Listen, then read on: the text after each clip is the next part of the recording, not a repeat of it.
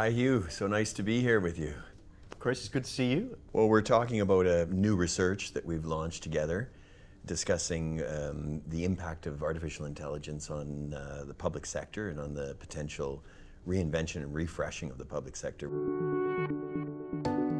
So the opportunity that AI presents the public sector is really just tremendous, and I think the report illustrates that really nicely. This opportunity to really transform policing, to transform doctors and really improve that connection time with the patient and spend less time on paperwork. Nursing, right across the board, the size of the prize is absolutely enormous. In the research, we were able to reveal, 9% more time for doctors, 13% more time for nurses, 16% more time for police officers. Differs by profession and differs by the types of tasks that they're being asked to do. This can be framed as being a money-saving exercise.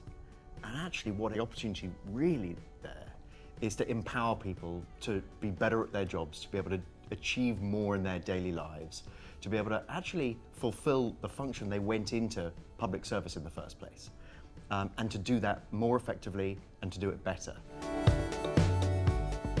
We found in the study, that AI can really fundamentally impact public service work. One lies with efficiencies and productivity, and the other lies with innovation and growth. But both are limited by a kind of a fog that exists around accessing the technology, realizing the value of it, and trying to make sensible use of it in our day-to-day work. And I think one of the things that the study really illustrates is that you can make use of this technology to save time on the activities that you don't necessarily want to be pursuing and that are leading to this information overload, this fog that people are dealing with as they try to get through and cut through to the core of what they're passionate about in the delivery of their services. I think there's got to be some modeling of what the art of the possible looks like.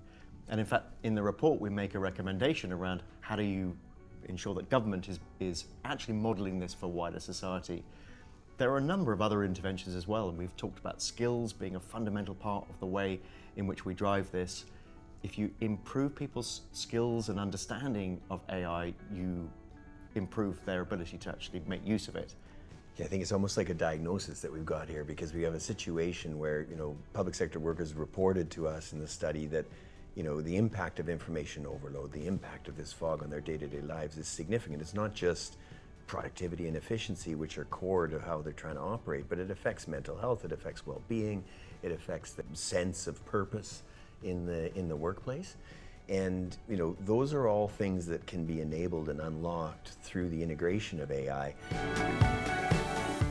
The use of AI for social workers in Barnsley has really meant that they've cut hours from writing up meeting notes, from summarizing meetings, from creating agendas, for all of these kind of basic administrative functions, and spend more time with the people they're trying to help and the reason why they went into it in the first place. It's that kind of granular simplicity of the change that makes all the difference. We've got a new government in place that really faces a monumental challenge.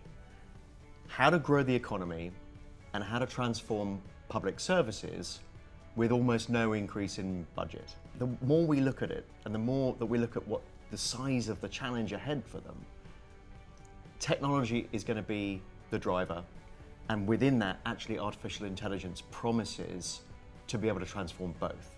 Right now, the prize is not for the government that can regulate AI the fastest. It's actually who can make use of the AI the quickest. And actually, this is where Britain has a tremendous opportunity.